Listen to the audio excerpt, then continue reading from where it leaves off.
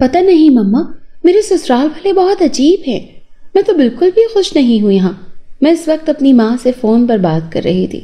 میری بات سن کر مما غصہ کرنے لگی۔ شرم کرو فارینہ، اتنے اچھے سسرال والے ہیں تمہارے، لیکن تم تو سدا کی بدتمیز ہو۔ اگر تم نے یہاں اپنی بدتمیزی کا مظاہرہ دکھایا تو یہاں گھر واپس مت آنا۔ امی غصے میں بولی اور فون بند کر دیا۔ میں نے منہ بنایا اور فون رکھ دیا۔ یہ سچ تھا کہ میں بہت ہی بدتمیز تھی۔ آج پیر تھا، سب گھر والے اپنے اپنے کاموں پر نکلے ہوئے تھے، چند ہی لوگ گھر میں تھے۔ میری شادی کو 1 مہینہ ہو گیا تھا۔ مجھے بھوک لگ رہی تھی۔ اس وقت شام ہو گئی تھی۔ میں کھانا کھانے کمرے سے باہر آئی تو دیکھا کہ میری ساس کچھ لوگوں کو کچن کی طرف لے جا رہی ہے۔ میں چھپ کر یہ منظر دیکھنے لگی۔ روز ہی کوئی نہ کوئی گھر پر آیا ہوتا تھا۔ ساس نے میرے سامنے ان کو فریج میں موجود سارا کھانا دے دیا اور پیسے دیے۔ وہ ان کا شکریہ ادا کر کے چلے گئے۔ مجھے بہت غصہ آیا۔ جب میں نے کچن میں اپنے لیے کھانا ڈھونڈا تو مجھے کوئی کھانا ہی نہیں ملا۔ رات کو میرے شوہر ولید آئے تو میں نے انہیں سب کچھ بتایا۔ مجھے لگا وہ اپنی امی کو برا کہیں گے، لیکن انہوں نے ایسا نہ کیا۔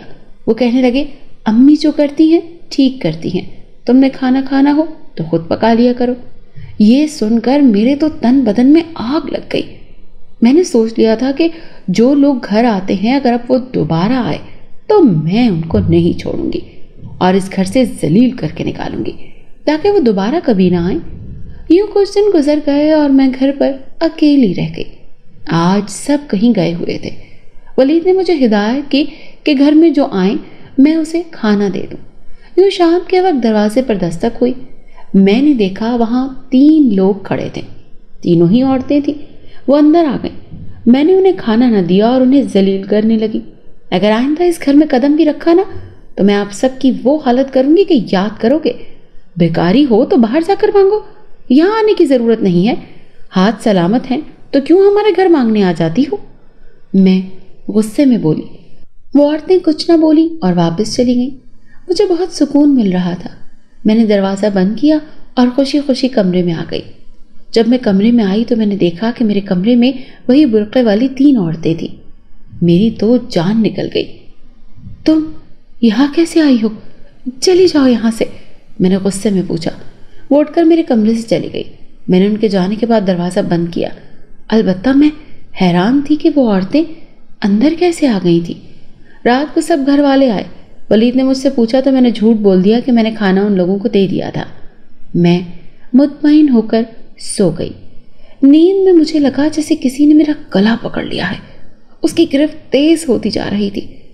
جیسے ہی میں نے آنکھیں کھولی تو پیروں تلے سے زمین نکل گئی۔ سامنے وہی 3 عورتیں میرے اوپر جھکی ہوئی تھیں اور میرا گلا دبا رہی تھی۔ میں چیخنے لگی اور ولید کو جگایا۔ کیا ہوا فارینہ؟ ولید پریشانی سے پوچھنے لگے۔ میں صوفے کی طرف اشارہ کرنے لگی کہ وہ تینوں وہاں ہیں۔ وہاں تو کوئی نہیں ہے فارینہ۔ ولید کی بات سن کر میری آنکھیں حیرت سے پھیل گئیں۔ اب وہ عورتیں اس کمرے سے جا چکی تھی۔ ولید نے مجھے بہلا کر سلا دیا۔ اب روز میرے ساتھ ایسا ہی ہونے لگا تھا۔ مجھے وہ 3 عورتیں نظر آتی تھیں، کبھی مجھے مرد بھی نظر آتے تھے۔ میں ان سے ڈرنے لگی تھی۔ میں مائکے چلی گئی اور امی کو بتایا، لیکن انہوں نے میری بات کا یقین ہی نہیں کیا۔ میں کھل کر ولید کو بھی نہیں بتا سکتی تھی کہ کہیں وہ مجھے پاگل ہی نہ سمجھ لیں۔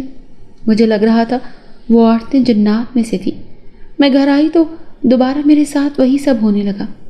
میں نے ڈر کر اس دفعہ سچ سچ ولید کو بتا دیا کہ جب 3 عورتیں کھانا مانگنے آئی تھی نا تو میں نے ان کو کھانا نہیں دیا تھا بلکہ ذلیل کر کے نکال دیا تھا، اور اب وہ مجھے اس گھر میں نظر آتی ہیں۔ یہ بات سنتے ہی ولید طیش میں آ گیا۔ اس نے گھر والوں کو بتایا۔ میری ساس نے مجھے غصے سے گھر سے نکال دیا۔ آدھی رات کا وقت تھا۔ میں گھر کے دروازے کے ساتھ لگی رو رہی تھی۔ مجھے سمجھ نہیں آ رہا تھا کہ یہ سب ایسا کیوں کر رہے ہیں۔ ایک رات گزر گئی تو ولید مجھے لینے آ گیا۔ اس نے مجھ سے معافی مانگی اور کہنے لگا کہ وہ 3 عورتیں اور مرد جنات میں سے ہیں، وہ یہاں کھانا لینے آتے ہیں، وہ ہمارے بہت اچھے دوست بھی ہیں، ان کی وجہ سے ہمارے گھر کے حالات اچھے ہو گئے ہیں، آئندہ کبھی تم ان کو گھر سے نہ نکالنا۔ میں ولید کی بات سن کر حیران رہ گئی۔ اسی وقت وہ 3 عورتیں اور مرد آ گئے۔ میں نے ان سے معافی مانگی اور پھر واقعی میں اچھی لڑکی بن گئی۔